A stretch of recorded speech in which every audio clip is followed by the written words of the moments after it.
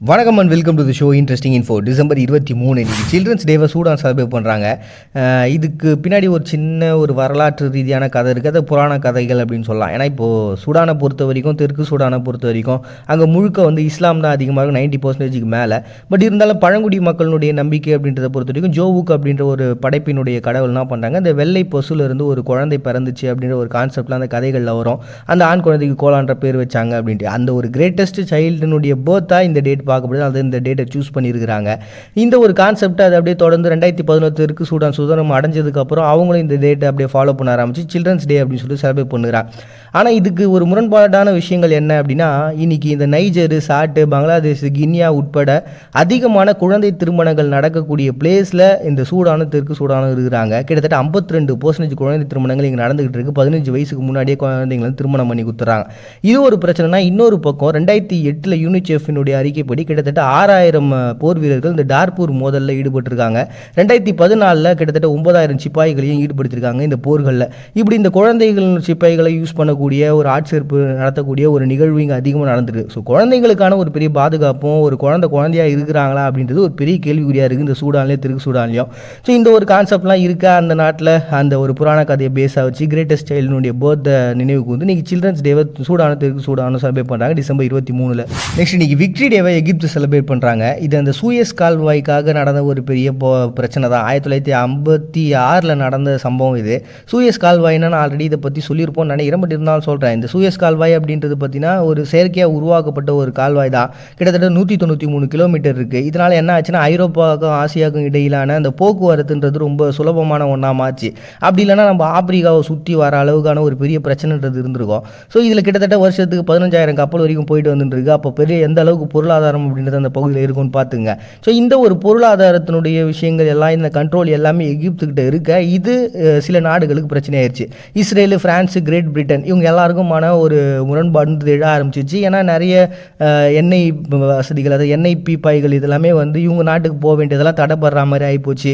அது பொருளாதாரம் ஏற்பட்ட ஒரு பெரிய மாற்றங்கள் தாங்க. ஸோ இதனால் என்ன பண்ணிட்டாங்க, அந்த இஸ்ரேல், பிரான்ஸ், கிரேட் பிரிட்டன்லாம் ஒன்றா சேர்ந்து இங்கே இருக்கக்கூடிய எகிப்து மேலே ஒரு போரை ஸ்டார்ட் பண்ணலான்னு சொல்லிட்டு தரையிறங்கிட்டாங்க. ஆனால் இது அப்போ அமெரிக்காவுக்கும் சோவியத் யூனியனுக்கும் ஒரு பெரிய முரண்பாடான விஷயங்களாக இருந்தனால ஐக்கிய நாடு சபையும் இதுக்கு ஒரு பெரிய சப்போர்ட்டை கொடுத்து இந்த மாதிரி போர் புரியுது தவறான ஒரு விஷயம் சொல்லிட்டு பொருளாதார ரீதியாக ஒரு பெரிய அழுத்தங்களை கொடுத்தாங்க. அதனால் அவங்க அந்த போரை மறுபடியும் ரிட்டர்ன் ஆகிட்டு அங்கே உள்ளே போன அந்த போர்ட் சைட் அப்படின்ற ஒரு பிளேஸில் பார்த்தீங்கன்னா இந்த 3 படைகளினுடைய வீரர்களும் உள்ளே இறங்கினாங்க. அப்படி இறங்கினவங்க அந்த பகுதியை விட்டு கடைசியாக சிப்பாய் அந்த பகுதியை விட்டு போன நாள் தான் பார்த்தீங்கன்னா இந்த நாள். அதனால தான் இந்த நாள் சூஸ் பண்ணியிருக்கிறாங்க. அப்படிப்பட்ட ஒரு நாளாக அந்த சூயஸ் கால்வாயில் அவங்களுடைய அந்த போர் அப்படின்றது நின்று அவங்க வெளியில் போன அந்த நாளை இன்னைக்கு விக்டரி டே அப்படின்னு சொல்லிட்டு எகிப்து செலிப்ரேட் பண்ணுறாங்க டிசம்பர் 23. நெக்ஸ்ட் இன்னைக்கு நேஷனல் ஃபார்மர்ஸ் டேவை இந்தியா செலிப்ரேட் பண்ணுறோம். இது 5வது பிரதமராக இருந்த சௌத்ரி சரண் சிங் அவங்களுடைய நினைவாக உருவாக்கப்பட்ட ஒரு தினம் தான். 1902 பிறந்த ஒரு பர்சன், ஒரு விவசாய குடும்பத்தில் பிறந்தவர் தான்.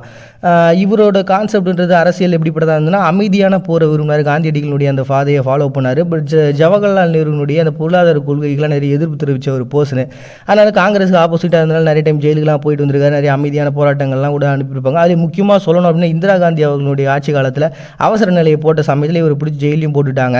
அதுக்கப்புறம் எதிர்க்கட்சியாக இருந்தவங்களாம் ஜெயிச்சு வெளில வர இவரும் வெளியில் 1979 இவர் பிரதமராக மாறுறாரு. அவர் 5 மாதம் இருந்ததுக்கு அப்புறம் அதில் அரசியல் ஏற்பட்ட குழப்பங்களால இவரே அந்த பதவியை ராஜினாமாவும் பண்ணிட்டு போயிட்டார். ஏதாவது 5 மாதம் இருந்திருந்தாலும் ஒரு விவசாய குடும்பத்திலேருந்து வந்த ஒரு பர்சனு ஒரு பெரிய லெவலில் ஆளுமையை காட்டினார்ல, அதனால தான் இந்த டேட்டை சூஸ் பண்ணியிருக்காங்க அவருடைய பர்த்டே வச்சு நினைவு கூர்ந்து. அண்ட் இந்தியாவை பொறுத்த வரைக்கும் பார்த்தீங்கன்னா விவசாயத்தில் 2023 கணக்குப்படி நம்ம கிட்டத்தட்ட 51 பில்லியன் மதிப்பிலான பொருட்களை உலகத்தில் இருக்கக்கூடிய 120க்கும் மேற்பட்ட நாடுகளுக்கு ஏற்றுமதி பண்ணிட்டு இருக்கோம். இவ்வளோ பெரிய ஒரு சக்தியாக 8வது பெரிய நாடாக அந்த விவசாய உற்பத்தியில் மற்ற நாடுகளுக்கு அனுப்பக்கூடிய ஒரு பெரிய சக்தியாக இருக்கக்கூடிய நம்மளுடைய மிகப்பெரிய பிரச்சனை என்னன்னு பார்த்தீங்கன்னா பூச்சிக்கொல்லி தான்.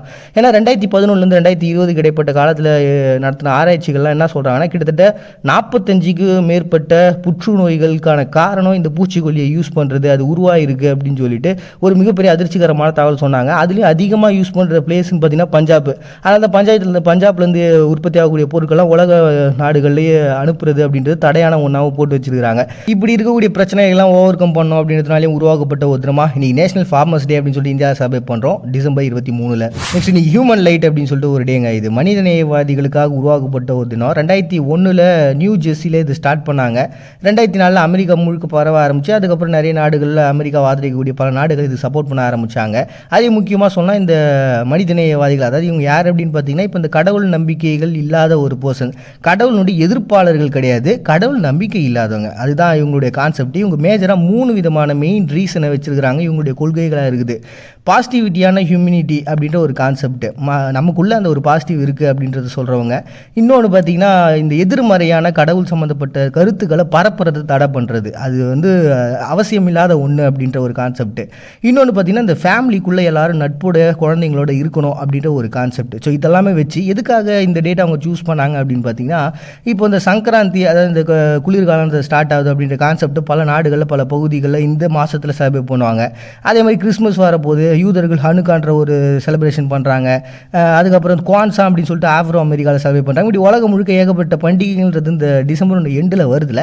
அதனால் இவங்க அதுக்காக ஒரு டேட்டை சூஸ் பண்ணிக்கிறாங்க. அப்படி சூஸ் பண்ண டேட் தான் இந்த டிசம்பர் 23. அதுதான் இன்றைக்கி ஹியூமன் லைட் டே அப்படின்னு சொல்லிட்டு ஒரு டேவை செலிப்ரேட் பண்ணுறாங்க இந்த மனிதநேயவாதிகள் டிசம்பர் 23. வாழ்க்கைன்றது பிரச்சனையை எதிர்கொள்கிறது தான், விட்டு விலகி போகிறதில்ல. ஏன்னா நம்ம வாழ்கிறது ஒரு சமூகத்தில். எவ்வளவு தான் நீங்கள் பிரச்சனையை விட்டு விலகி போகணும்னு நினச்சிட்டே இருந்தாலும் ஏதாவது ஒரு புது பிரச்சனைன்றது முளைச்சி வரதான் செய்யும். அதனால் முடிஞ்ச வரைக்கும் பிரச்சனையை எதிர்கொள்வோம். அதுவே நம்மளை வலிமையானதாக மாற்றும். மறுபடியும் எல்லாரும் நாளைக்கும் சந்திக்கிறது விடுத்து விடைபெறுவது நாங்கள் பாண்டிய. நீங்கள் பார்த்துருக்கு இந்த நிகழ்ச்சி இன்ட்ரெஸ்டிங் இன்ஃபோ.